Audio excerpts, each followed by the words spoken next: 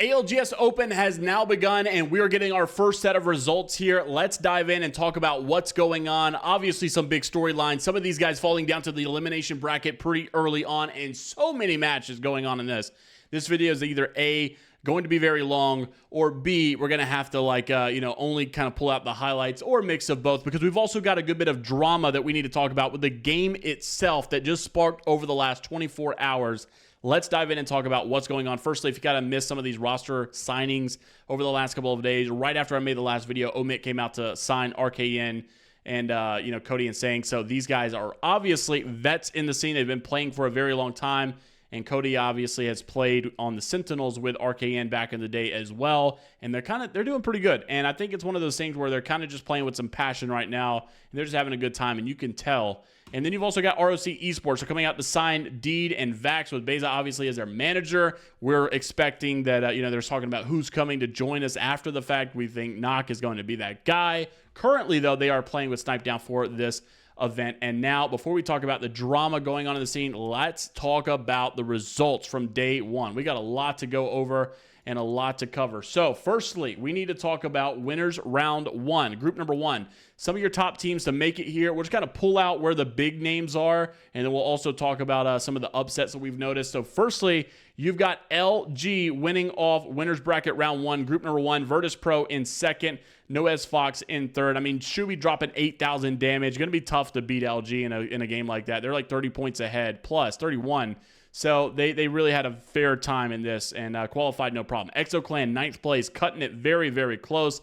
Riddle Order, most hated down here. Obviously, some pretty big upsets to go down in elimination bracket round one and pretty early on. Now, going into the second group, you got Shopify Rebellion, no surprise. Team Inferno, I was pretty shocked to see them in second just because compared to some of these other teams, probably not my first choice or what I've expected. But I got to say, I'm happy with this result. If you guys are not aware, Team Inferno has been super, super, super invested in the Apex. I mean, probably one of the best challenger circuit, challenger circuit environments to go scrim and have events and have cash cups or whatever to play in.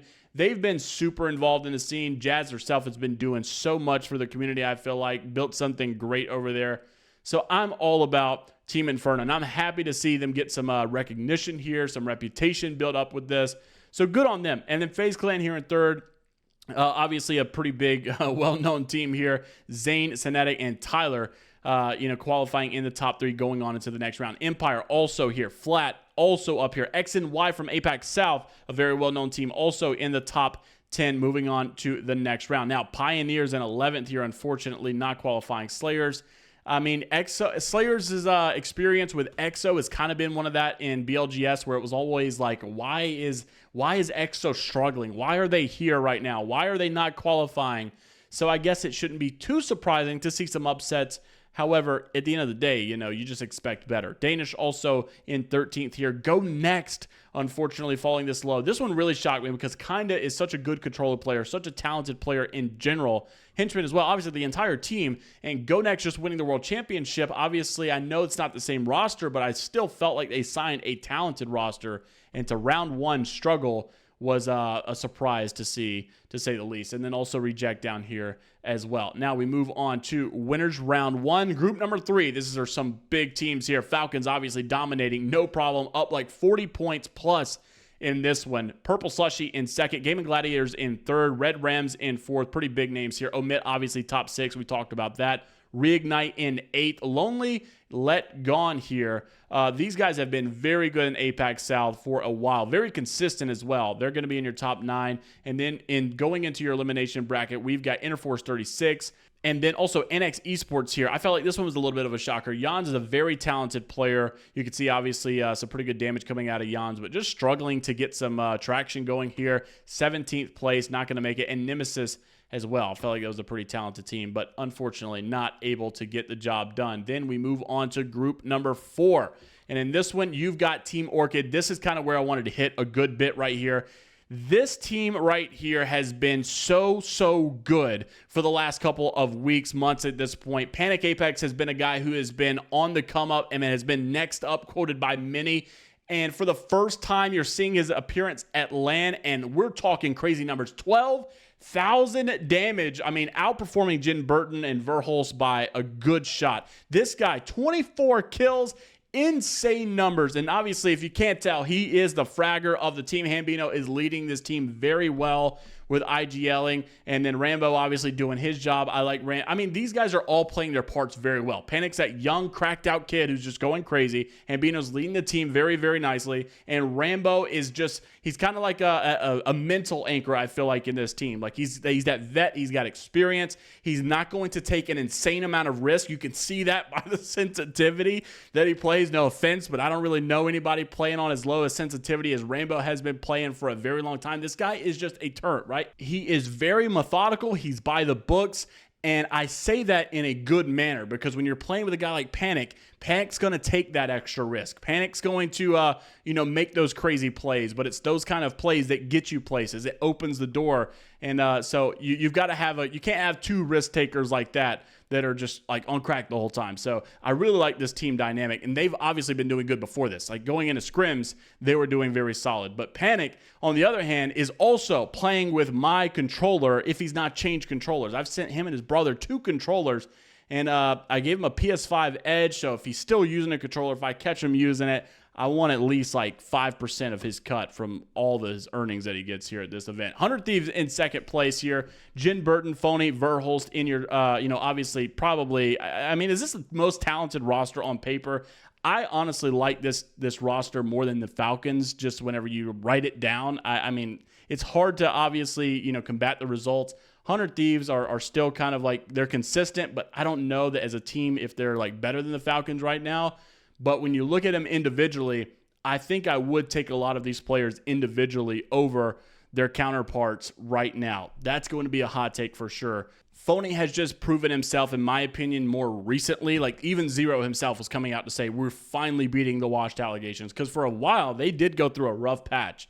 And Jin has never gotten bad, I don't think. I think he was in a bad setup there at the Falcons when he was like forced on crypto and all this stuff.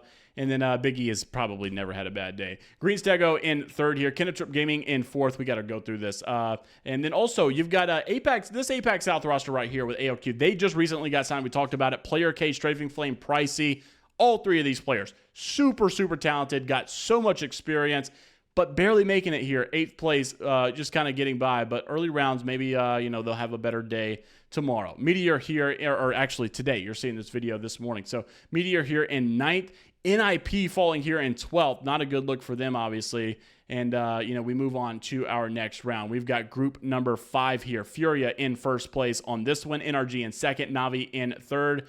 SJP2 in fourth. VKG in fifth. Crazy Raccoon in seventh. This was a pretty stacked group, I feel like, or at least had a good bit of teams. Torkaholics in eighth. A very good, talented roster as well. CTE in ninth. Monster won that just some recent game we're about to get into in just a second, so they qualified into your top 10. And then falling down here, really not too many big names here. I would just throw on Leave No Witness was probably a little bit of a surprise here with Renatricky and Panic, the other Panic. And so they will be going to the losers bracket, which we'll talk about in just a bit. Then we've got EEC here on group number 6.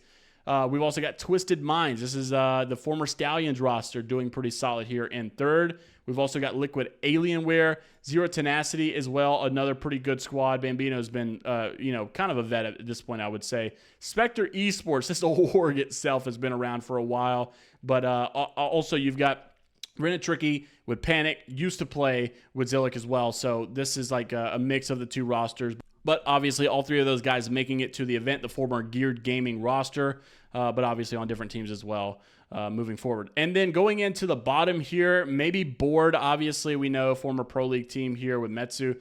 But nothing really crazy, nothing insane. Maybe Striders we remember as well from from Pro League and stuff. So anyways, not too much of upsets going on here in group number 6. But then we go into group number 7. We got TSM in first. Honestly, if you would have told me 8 months ago, however long it's been, that TSM would be Skittles, Dupe, and Gent, and not be Hal and Reps and Biggie. I mean, that would just be a crazy, crazy thought. But it happened. We're here, and they're doing pretty solid. I mean, honestly, it's like since they've signed, they've gotten better. I don't know how to explain that. But, like, beforehand, they were good, and they won stuff, and they even won the first, and we even saw them win, like, you know, some scrim results and all that stuff, but they just gotten better recently, it feels like. So TSM in first, Fnatic here in second, ROC in third, obviously the roster with Vax and D's that we just talked about here with Snipe Down, and then also you've got Envy in your top 10, just barely making it, Sykes, Zap, and Dropped. And then you did get some upsets here. Forbidden, I felt like, was a little bit of an upset. Honestly, Ty, I felt like with Fchan was a little bit of an upset. Fchan, just a vet at this point. You just expect, like, always kind of qualifying and always going forward, but not happening here on this go-round. And then Source Gaming we had to talk about, because this is where Design was stepping in. Design, unfortunately, not qualifying. Even though this is not his team, these are some pretty good players. Pana's obviously been around for a while, a very solid player from APAC South. And you just thought maybe Design coming in here, they'll do solid. But unfortunately, they did not, and they were sent down to the losers bracket. HAO, another team that was a little bit of a shocker to see here this low. Now then, in your winners round 1, group 8, you had Alliance in first. No surprise there. 9 Lives, no surprise there. JHS Boom, obviously very talented rosters all up here. Aurora, Complexity. And then you also had Bear Claw Gaming up here, and that was your top 10 of your, you know, teams that we all know and are very aware of. And then you had some upset down here towards the bottom, and that was KOI. This was Blinkster, Jelly, and Fun FPS. Obviously, you expected a little bit better than this, and unfortunately not getting it. They did fall down to the losers bracket. And then we go into winners round 2, group number 3. So this is finally, your top 10 from 2 winners brackets. And we've got Twerkaholics. This one just literally ended at the time of recording. Twerkaholics able to win this, which I thought was a little surprising. A very good team, but like it's weird. Some of these teams play better and to the level of their competition. So like as the teams get more competitive, they seem to strive a little, or they seem to shine a little bit better. So Navi here in second, Furia in third, NRG obviously a pretty talented team up here as well. Also in 6th place, you'll see Legacy with Sharky and Jesco. Obviously, this one is, I think a lot of people are behind Sharky ever since the World Championship, even though it's like weird to see Sharky be like left behind as far as like the legacy is concerned. It still is about Zero and Jen and whatnot, but Sharky will always have a little bit of fan favoritism here. And 6th place, obviously moving on to the next round. I know obviously he's happy. Liquid Alienware in 7th, Monster in 8th, Twisted, which by the way, Monster won the final game going into that, which helped them qualify to the next round, which actually sent someone down we'll talk about in just a second. Twisted Minds barely making it. VKG in your top 10. And now for the people that did not make it, unfortunately, 7T. Crazy Raccoon was a big name that didn't make it. CTE, Spectre Esports, VCGO, EEC did not make it. SJP2 did not make it. Zero Tenacity and VG also did not make it. And they were sent down into the losers bracket. Thankfully, that was just a winner, so it's not over quite yet. Winners bracket round 2, group number 4. Also, GHS Boom in first. 9 Lies in second here. TSM in third. Envy in fourth. Once again, I feel like some of these guys play better once the competition is more competitive. You see that with Envy here as well. Aurora here in fifth. Fnatic, Complexity, Alliance, Zesty, and Realize Nova in your top 10. And then going down to the losers bracket, we saw a couple upsets like ROC with Snipe, Vax, and Deed. So they will be playing tomorrow in the losers bracket. And so also Bear Claw Gaming was a little bit of an upset here as well too. And now elimination. Finally, we get some teams that have now been eliminated. Elimination round 1, group number 3. We had Infinite, Leave No Witness here in the top, board up here, and they will qualify to go on to the next round. And then some of the upsets though. And your first teams eliminated are Oil Thunder, Grow Gaming, Orb Garden, Never on Time, Kabaza, Aquarium, Activist Yoda, 3 Muppets, Striders. Striders was a little bit of a shock to me. Double bad performance here. And BOO have been eliminated from the tournament. And then we had another elimination round 1. A lot of games today, and a lot of games yesterday, and a lot of games today as well. So just get geared up. Forbidden did win in elimination round 1. And we got Source Gaming stepping up, so Design will play another day, and a good performance here from him. He had dropped 7K damage in this, so pretty talented. Second place, obviously what they were looking for. And then also After the lackluster performance with Fun FPS and his squad, they were able to bounce back into 4th place in elimination round, so they did save themselves a little bit. HAO here in the top 10, barely making it, but unfortunately, we do say goodbye to Ty of APAC North. Like, once again, F. John, I think and Lavetti too.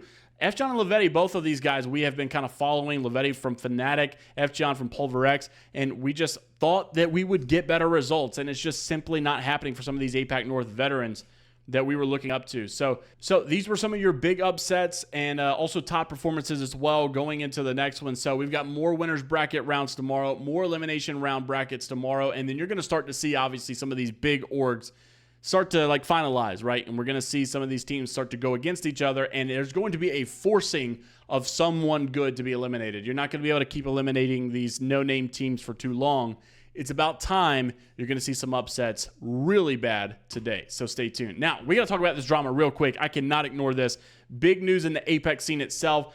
EA has just decided to drop so many people. Respawn actually came out to make a statement, and we were seeing some developers say, like, this is sad to see. Lots of people lost their jobs, and Moy also said, like, even from the outside, because he moved on to go work on Call of Duty, he says, even from the outside, this is awful stuff to see. Apex Legends, who created the new legend, the writer who created the new legend, Sparrow, was laid off the day after the character was revealed. So just got the reveal yesterday from the gameplay trailer. Some of the stuff looks fun, right? Like Arenas mode, coming back, it looks like, and new legend, obviously. But they laid off the person who made, or the writer who created Sparrow. And then also you get some of these developers coming out to say, like, even iLoot Games were saying this is a part of the problem here. Level designer that was part of the layoffs shares his experience trying to make map changes and being told it's not worth the investment. He basically said business people who are in spreadsheets say that maps aren't worth the investment because the cost of dev versus the return that they bring. And while it is true, it comes down to the content. And unfortunately, people want to see map changes. They want to see new maps. And that's what gets people driving. And it gets them to come back and play again and again. And unfortunately, it's a little bit of a double standard when you say in this statement that you're investing and you're putting all into competitive, or you're putting all into this game, and you're still serious and focused and dedicated to bringing this game to where it needs to be in the next phase of where the franchise is going. And it's weird because then you also see like ALGS, right?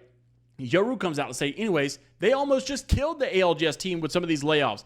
Let's get a taste of the extreme chaos, which obviously you're seeing some of the stuff. I think ALGS is keeping this game alive for the most part. And the reason is because we are condensing down more and more to like this community style based game where people that love Apex are always going to love Apex. But they love it because probably for things like competitive, they want to watch something that's recurring that they can stay tuned into. And when these pros start to jump ship, because, let's say these developers are continuously jumping ship or they're getting laid off or whatever, if EA does come out to say, hey, we're done with ALGS, it's over, we're not doing this anymore, and these pros start to dip, this competitive scene or whatever they try to build after this is not going to have the motion that this one currently has for ALGS. And so that is disheartening to say the least. There was also about half the ALGS team that did get laid off. Like some of these like Twitter account, social team managers did get laid off here, and Sweet even coming out to say it seems like the decision of a management company who wants to go all in on competitive and focus on it this year. Like how many times do we hear, yeah, we're going to go all in on competitive. We're going to really focus on ALGS this year. It did not happen, unfortunately. That wasn't the only level designer. We also got another one of 11 years who was basically not ever laid off, and it finally hit. And he was the one that created E-District as well. And opening new gigs, but times are changing here, and EA is making some interesting decisions. It is weird because they did still say that an Apex Legends 2.0 was coming, and that was basically like it's still the Apex, but the update was going to be so big that you might as well call it 2.0.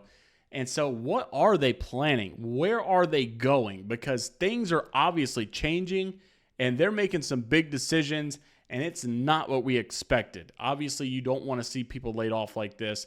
And I use the word obviously way too much. Anybody that wants to drop an obviously counter down in the comments below will get a massive heart and a pin down in the comment. Like and subscribe if you want to stay up to date with everything going on inside of the world of Apex Legends esports. And until the next time, we'll see you all later.